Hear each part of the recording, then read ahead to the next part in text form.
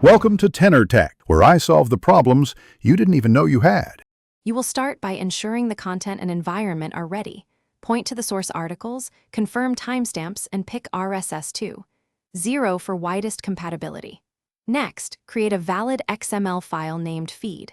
XML and include channel metadata like title, link, and description.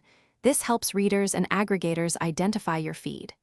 Once done, set up a predictable URL, for example /feed XML, and make sure your server serves it with content type.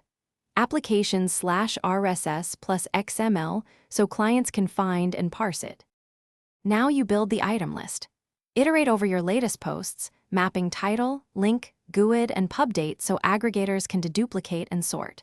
Include either description or content, encoded for full text. UC data for HTML blocks. Make sure dates use RFC 822 or ISO 8601 formats because parsers expect precise timestamps.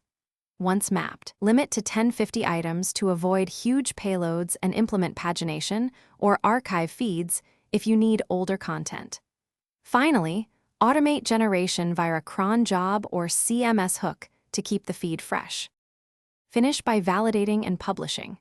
Run an RSS validator to catch malformed tags and encoding issues.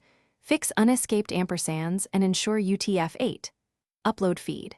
XML, serve it with application/RSS plus XML, and enable gzip for faster delivery. Then add a link rel equals, alternate, type equals, application/RSS plus XML tag to your HTML head so browsers and services discover it. If subscribers don't see updates, check for 404 or caching layers, mixed HTTP/HTTPS, and ensure your pub date format is correct. That single date error often prevents updates. Thanks for watching. Subscribe to keep your life in tune.